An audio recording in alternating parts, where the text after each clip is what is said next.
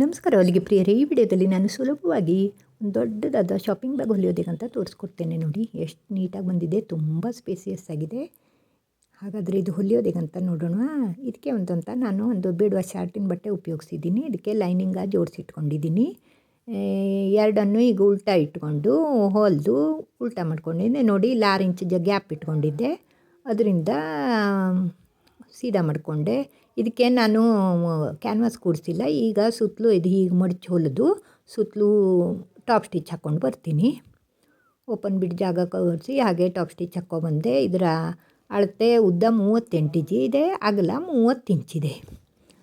ಇದನ್ನು ಈಗ ನಾನು ಉದ್ದದಲ್ಲಿ ಸರಿಯಾಗಿ ಮಡಚಿಕೊಂಡು ಸೈಡಿಗೆ ಎರಡು ಕಡೆ ಅರ್ಧ ಇಂಚಿಗೆ ಡಬಲ್ ಸ್ಟಿಚ್ ಹಾಕಿ ಜೋಡಿಸ್ಕೊಬರ್ತೀನಿ. ಇದು ಬ್ಯಾಗಿನ 2 ಭಾಗ ಆಗುತ್ತೆ. ನೋಡಿ ಹೊಲ್ಕೊಂಡು ಬಂದೆ. ಈಗ ಇದಕ್ಕೆ ಬೇಸ್ ರೆಡಿ ಮಾಡೋಣ. ಹೊಲಿಗೆ ಬಿಟ್ಟು ಏನು ಸೈಡಿಗೆ ಹೊಲಿದಿದ್ದೀನಲ್ಲ, ಅದು ಹೊಲಿಗೆ ಬಿಟ್ಟು 4 ಇಂಚಿಗೆ ಗುರ್ತು ಹಾಕಿ ಪಟ್ಟಿನ ಗೆರೆ ಹಾಕಿ ಬಾಕ್ಸ್ ರೆಡಿ ಮಾಡ್ಕೊಳ್ತೀನಿ. ಹೀಗೆ ಎರಡೂ ಕಡೆ ಹಾಗೆ ಎರಡೂ ಮಗಲಿಗೂ ಅಂದರೆ ಟೋಟಲು 4 ಕಡೆ ಬಾಕ್ಸ ರೆಡಿ ಮಾಡ್ಕೊಳ್ತೀನಿ. ಇದು ತುಂಬ ಸುಲಭ, ಯಾರು ಬೇಕಾದರೂ ಹೊಲಿಬಹುದು. ಆರಾಮಾಗಿ ನಮ್ಮಲ್ಲಿ ಎಕ್ಸ್ಟ್ರಾ ಇರೋ ಬಟ್ಟೆ ಉಪಯೋಗಿಸಿ ಇಲ್ಲ ಬೇಡವಾದ ಬಟ್ಟೆ ಉಪಯೋಗಿಸಿ ಮಾಡ್ಕೋಬೋದು. ನೋಡಿ 4 ಕಡೆ ಬಾಕ್ಸ ರೆಡಿ ಮಾಡಿಕೊಂಡೆ.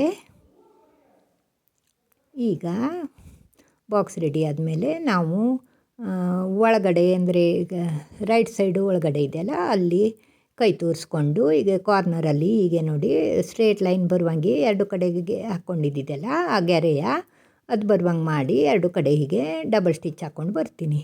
ಡಬಲ್ ಸ್ಟಿಚ್ ಹಾಕಿ ಹೊಲ್ಕೊಬಂದೆ. ಹಾಗೆ ಆ ತ್ರಿಕೋನ ಶೇಪ್ ಬಂದಿದೆಯಲ್ಲ, ಅದ್ರೂ ಅಲ್ಲೇ ಮಡಚಿ ಹೊಲಿದೆ, ಅದು ಕಟ್ ಮಾಡಿ ತೆಗೆದಿಲ್ಲ. ಇದರಿಂದ ಬೇಸು ಸ್ಟಿಪ್ ಆಗುತ್ತೆ. ಈಗ ಬ್ಯಾಗ ಸೀದಾ ಮಾಡಿದೆ. ಸೀದಾ ಮಾಡಿ ಅದೇನು ಕೆಳಗಡೆ ಬೇಸ್ ಮಾಡಿದ್ದೀವಲ್ಲ, ಅದು ಕಾರ್ನರ್ ಹೊಲಿಗೆಗೆ ಸರಿಯಾಗಿ ಒಂದು ಗೆರೆ ಬರುವಂಗೆ ಇಟ್ಕೊಂಡು ಒಂದೆಳೆ ಅಂತ ಒಂದು ಸ್ಟಿಚ್ ಹಾಕ್ಕೊಳ್ತೀನಿ. ಹೀಗೆ 4 ಕಡೆ ಒಂದು ಸ್ಟಿಚ್ ಹಾಕ್ಕೊಂಡು ಬರ್ತೀನಿ. ನೋಡಿ ಹೊಲಿಗೆ ಹಾಕಿದ್ದಾಯಿತು. ಹಾಗೆ ಬೇಸಿನ ಕಡೆಯೂ ಹೊಲಿಗೆ ಹಾಕ್ಕೊಬಂದೆ. ಈಗ ಬ್ಯಾಗಿಗೆ 2 ಬೆಲ್ಟ್ ರೆಡಿ ಮಾಡಿ ಇಟ್ಕೊಂಡಿದ್ದೀನಿ. ಬೆಲ್ಟಿನ ಉದ್ದ 19 ಇಂಚಿದೆ, ಅಗಲ 1 ಇಂಚಿದೆ. ಇದು ಮೇಲ್ಗಡೆ ನಾವು ಒಂದೇ ಅಂತರದಲ್ಲಿ ಹೊಲಿಗೆ ಹಾಕಿದ್ದೀನಲ್ಲ, ಅದರಿಂದ ಮಿಡ್ಲ್ ಪಾಯಿಂಟ್ ತೆಕ್ಕೊಂಡು ಆ ಕಡೆಗೆ ಮಿಡ್ಲ್ ಪಾಯಿಂಟಿಂದ ಆ ಕಡೆ ಈ ಕಡೆ 4 ಇಂಚಿಗೆ ಗುರ್ತು ಹಾಕಿ ಕೆಳಗಡೆ 1 ಇಂಚಿ ಗುರ್ತು ಹಾಕ್ಕೊಂಡು ಬೆಲ್ಟ ಒಂಚೂರು ಕೆಳಗೆ ಮಡಚಿ 2 ಬೆಲ್ಟ ಜೋಡಿಸ್ಕೊಬರ್ತೀನಿ. ನೋಡಿ 4 ಕಡೆ ಸ್ಟಿಚ್ ಹಾಕಿ ಬೆಲ್ಟ ಜೋಡಿಸ್ಕೊಬಂದೆ. ಈಗ ಒಂದು ಬಟ್ಟೆಗೆ ಲೈನಿಂಗ್ ಜೋಡಿಸಿ ಇಟ್ಕೊಂಡಿದ್ದೀನಿ. ಇದು 21 ಇಂಚು ತೊಗೊಂಡಿದ್ದೀನಿ, ಇದಕ್ಕಿಂತ ಒಂದು ಜಾಸ್ತಿ ಇಂಚು. ಇದಕ್ಕೆ ಮಧ್ಯ ಜಿಪ್ ಕೊಡಿಸ್ತೀನಿ.